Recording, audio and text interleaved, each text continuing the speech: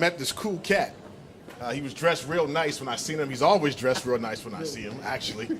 Always clean. I never want to get any of me on him. That's how clean that brother is. He's got a shop, man. He opened up this shop, and he's been doing some cutting for a very long time. Real cool cat, man. He's got a really nice shop up in Brockton called Marvelous Cuts. So I want to take a minute to make sure you guys understand who I'm going to get a chance to introduce, who's coming around the back here, man. The brother's name is Alex. Come on down, brother. It's up on you, man. Look at this brother. He's clean. How's everyone doing? All right, my name is Alexandre. A lot of people know me as Lex. So 2010, I started Marvelous Cuts in Brockton, Mass. Been a beautiful thing, especially, you know, meeting other barbers like myself and barbers that are actually pushing the boundaries like Ian with, you know, doing additional stuff. Not saying that he's a barber, he's also a shop owner, and he's got BarberTime on top of that. So you can imagine this guy is really busy. I don't know how his wife is still with him, but but anyways, more power to you, Ian, and thank you for the invitation today. And it's a pleasure to stand in front of you guys. And I'll briefly talk about myself, then I'd like to discuss a few things that I thought would be really impactful. I'm a second generation barber. My father was a barber, and he's been barbering for a really long time. He actually started barbering around the time I was born, so I'm 30 now, and he's been doing it since, if not a little before. So I kind of grew up in a barber shop ever since I was a kid. I was born in the Cape Verde Islands, and he worked, you know, Cape Verde Islands archipelago with multiple islands, if you guys are not familiar. But I figured we in Boston, so if you don't know what Cape Verde, I don't know where you live at, man. So he worked in the Fogo Islands, and he also worked in Santiago and Praia, in the capital. So on school vacations, I would go with him. We would bounce around from islands to islands where he worked in different shops. So I got an experience at an early age what the barbershop culture was like. And in 1997, my family and we moved to the so-called New England area. Love it over here. Yeah. Imagine a kid that's been growing up in the equator and they put him in the middle of the winter. I was trying to go back. But anyways, I got a lot of family here. So right when I got here, it was a warm and welcome. And my father actually got a barbering job like 2 weeks later. I was back at another barbershop. So at that time I was 10. I had no interest in barbering, at least at that time. I didn't even figure out I wanted to do barbering. But 11 came and friends needed a haircut. I had equipment at the house, my disposable clippers that my father didn't use.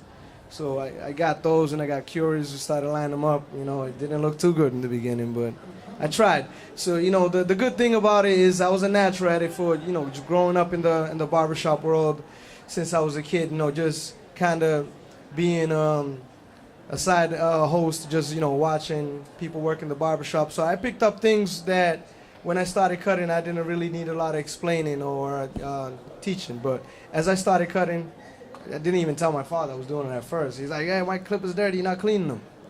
I'm like, hey, sorry, I was in a rush. I had to go play soccer. They're going to leave me out. They're not going to pick me. So then he finally said, listen, if you want, I can teach you how to cut hair. So he gave me a lesson. And I would say I was a natural on it because my passion really is in the arts. So I started drawing early as, you know, and that was the thing. I like to do crafts, so we were building things out of wood, out of metal. And growing up, I did a lot of those. I built it for friends. I did it, you know, just to pass time because I didn't have a TV when I was a kid. So we would do those things. So at 11 and 12, I started cutting hair for some close to my friends. And from there, they would just not stop coming to my house, and they were just showing up after school, weekends. And I got a call one day from the owner, who actually I have a lot of respect for, who my father worked for a long time. Eleno, he's the owner of Greenlight Unisex Salon in Brockton. He asked me if I want to help out on a weekend before the opening of school, and I went in and about this tall, and he said, "Listen, we'll give you a chair, just do some cuts, do some basic Caesar cuts, and we'll see where it goes from there." So I went in. First day I made $90. So I remember the first thing I bought with that $90 too. You know, you would think somebody say, "Hey, go put it in the bank," right? Now when I got me some black Timberlands, man. I had to, you know. I was like, "Hey, dude, if I made $90 today, man, it's gonna keep coming. Hopefully they keep me over here, even as the broom boy or something. I get $5 or something. I'll add up." Yeah. So then I don't know if he's gonna kill me or nothing. Like, "Man, boy, you're not supposed to tell nobody you was working in my shop at 12."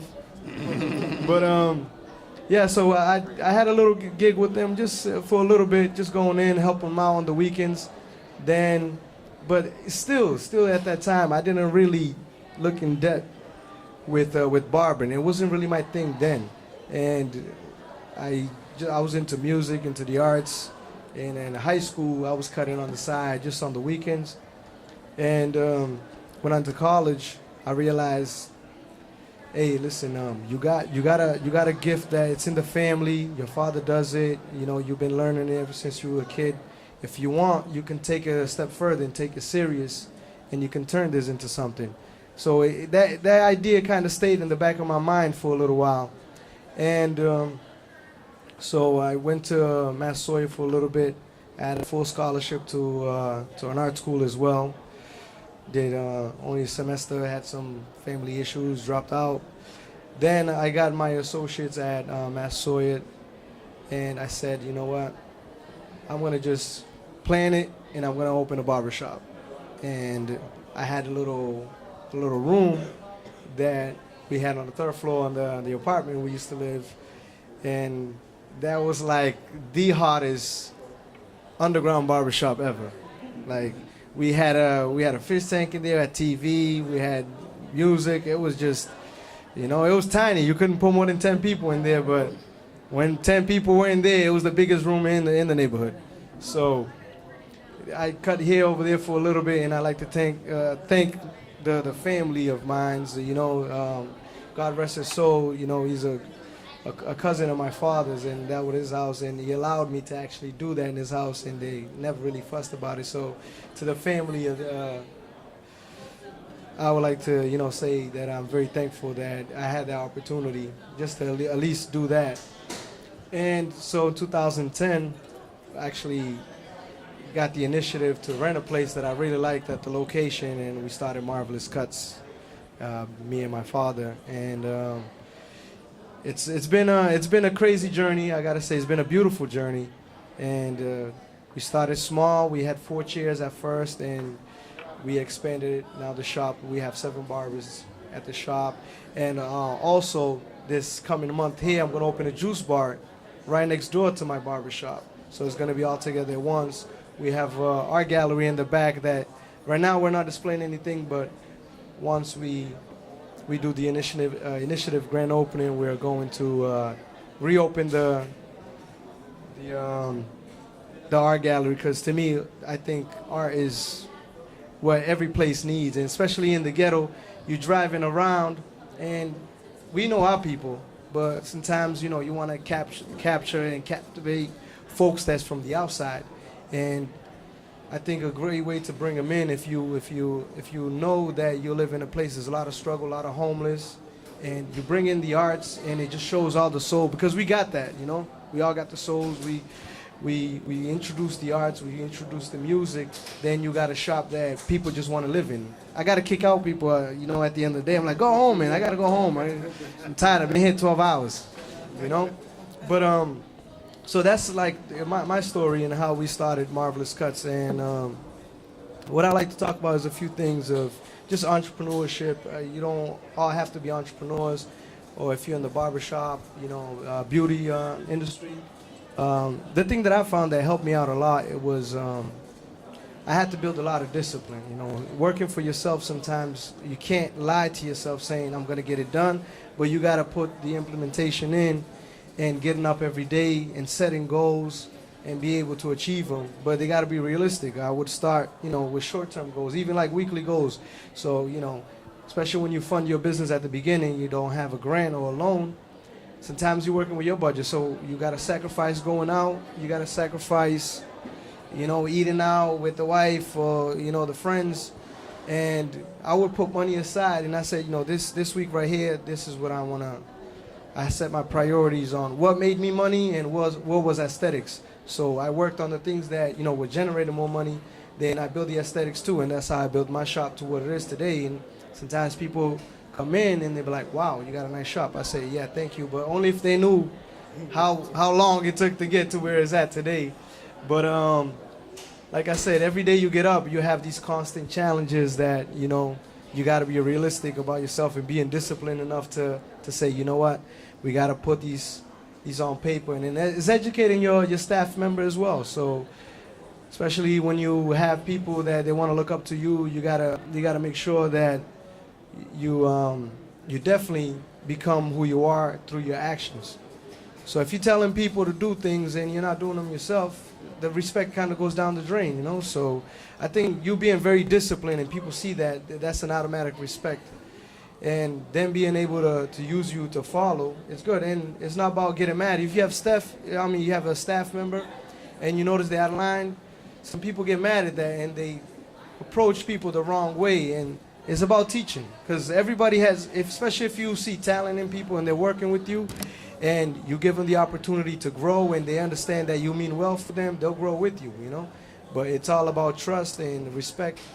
And now I have an amazing staff, and I would like to, say that we have a very talented staff at Marvelous Cuts. Even the assistants that we have, we have meetings that we go through, and sometimes is a lot of battling back and forth, but it's about exchanging the ideas and making sure that everybody's on the same page so we can move forward. I'm pretty sure, like, Ian and his team will tell you, this conflict of ideas all the times.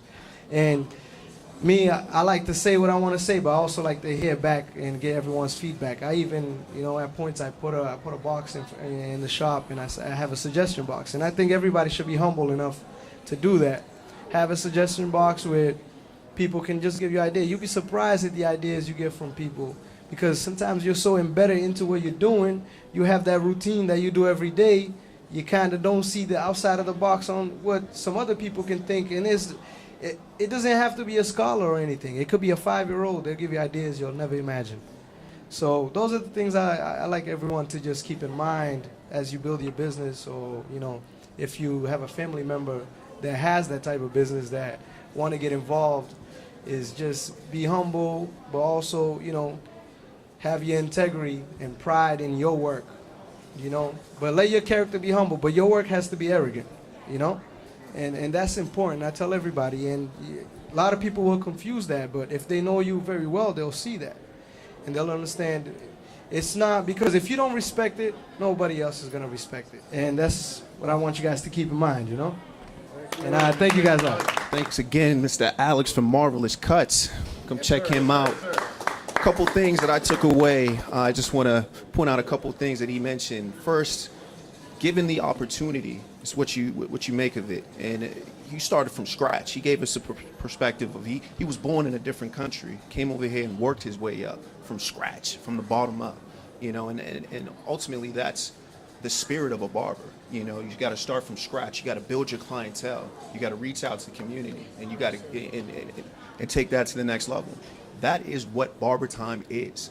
We are taking that spirit, that energy, and we're making it mainstream. We're making it available to everybody so that everyone can benefit from that same spirit. Thanks again, Alex. Some words of wisdom there that hopefully some people will definitely use to help themselves grow as well.